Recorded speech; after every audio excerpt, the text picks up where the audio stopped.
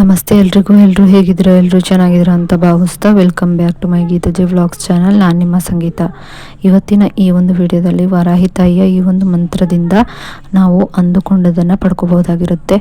ನಮ್ಮ ಜೀವನದಲ್ಲಿ ಪ್ರತಿಯೊಂದು ಸಮಸ್ಯೆಗೂ ಈ ಒಂದು ವಾರಾಹಿ ತಾಯಿಯ ಮಂತ್ರದಿಂದ ನಾವು ಪರಿಹಾರವನ್ನು ಪಡ್ಕೋಬಹುದಾಗಿರುತ್ತೆ. ಆ ಸಮಸ್ಯೆಗಳನ್ನು ದೂರ ಮಾಡಿಕೊಂಡು ನಾವು ಜೀವನದಲ್ಲಿ ಹಣಕಾಸಿನ ಅಭಿವೃದ್ಧಿ ಆಗಲಿ, ಅಥವಾ ಮಕ್ಕಳ ಭಾಗ್ಯ ಆಗಲಿ, ಅಥವಾ ಸಂತಾನ ಭಾಗ್ಯ ಆಗಲಿ, ಅಥವಾ ಮದುವೆ ಆಗಿಲ್ಲ ಅನ್ನೋರು ಕೂಡ ಕಂಕಣ ಭಾಗ್ಯ ಆಗಲಿ, ಎಲ್ಲವೂ ಕೂಡ ಕೂಡಿ ಬರುತ್ತೆ ಅಂತಲೇ ಹೇಳ್ಬಹುದು.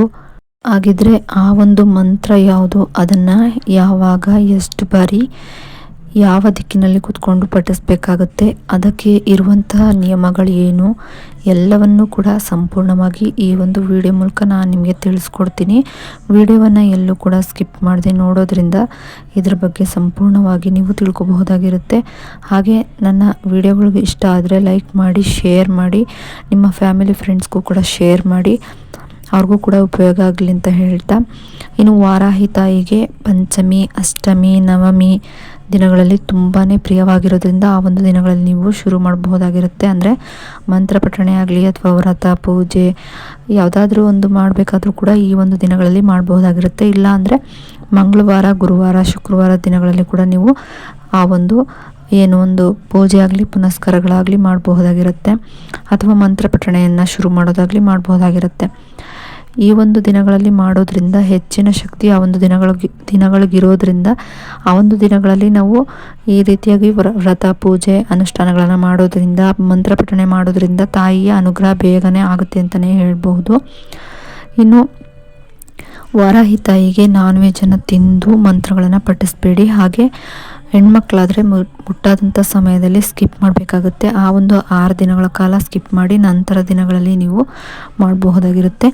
ನಿಮಗೇನಾದರೂ ಹಣಕಾಸಿನ ತೊಂದರೆ ಜಾಸ್ತಿ ಕಾಡ್ತಾ ಇದೆ ಅಂದರೆ ನೀವು ಹಚ್ಚುವಂಥ, ಅಂದರೆ ವಾರಾಹಿ ತಾಯಿಗೆ ಅಂತಲೇ ಒಂದು ಮಣ್ಣಿನ ದೀಪನ ಇಟ್ಕೊಂಡು ಅದರಲ್ಲಿ ಎಣ್ಣೆಯನ್ನು ಹಾಕಿ ಅದಕ್ಕೆ ಕಪ್ಪೆಳ್ಳನ್ನು ಹಾಕಿಬಿಟ್ಟು ನೀವು ಹಚ್ಚೋದ್ರಿಂದ ನಿಮ್ಮ ಆರ್ಥಿಕ ಸಮಸ್ಯೆಗಳು ಬೇಗನೆ ದೂರ ಆಗುತ್ತೆ ಅಂತಲೇ ಹೇಳಬಹುದು.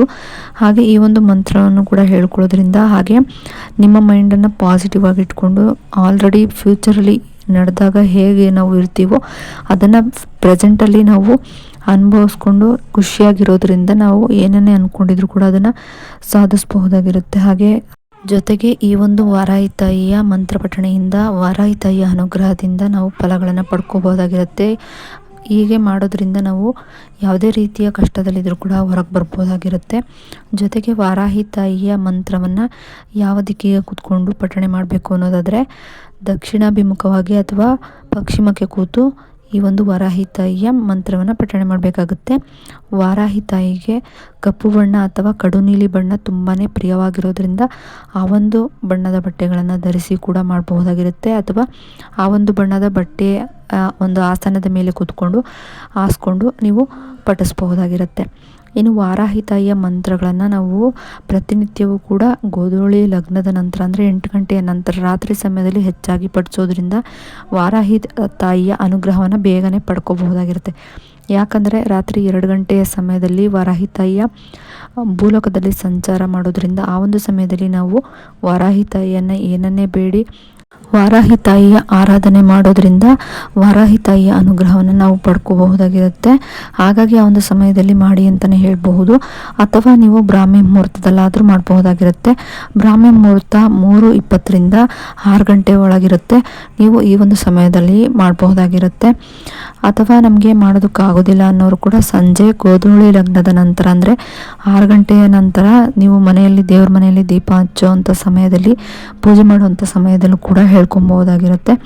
ಇಲ್ಲ ನಾವು ಟ್ರಾವೆಲ್ ಮಾಡ್ತಾ ಇದ್ದೀವಿ, ಎಲ್ಲರೂ ದೂರ ಹೋಗ್ತಾ ಇದ್ದೀವಿ, ನಾವು ಬರೀ ಟ್ರಾವೆಲ್ ಮಾಡೋರೇ ಆಗಿರೋದು ಅಂದರೆ ನೀವು ಟ್ರಾವೆಲ್ ಮಾಡ್ತಾ ಕೂಡ ಪಠಿಸ್ಬೋದಾಗಿರುತ್ತೆ.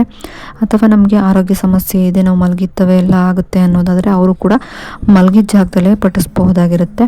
ಪಠಿಸೋದಕ್ಕೆ ಬರೋದಿಲ್ಲ ಅನ್ನೋರು ಇದನ್ನು ನೋಡಿಕೊಂಡು ಬರೆಯೋದ್ರಿಂದ ಕೂಡ ಒಂದೇ ರೀತಿಯ ಸಮಾನದ ಫಲಗಳನ್ನು ನಾವು ಪಡ್ಕೋಬಹುದಾಗಿರುತ್ತೆ. ಇನ್ನು ಈ ಒಂದು ಮಂತ್ರವನ್ನು 11, 9, 21 ಅಥವಾ 108 ಬಾರಿ ಬರೆಯೋದ್ರಿಂದ, ಅಥವಾ 48 ಬಾರಿ ಬರೆಯೋದ್ರಿಂದ ನಾವು ಅಂದುಕೊಂಡಂತಹ ಕೆಲಸದಲ್ಲಿ ಸಕ್ಸಸ್ಸನ್ನು ಪಡಿಬಹುದಾಗಿರುತ್ತೆ.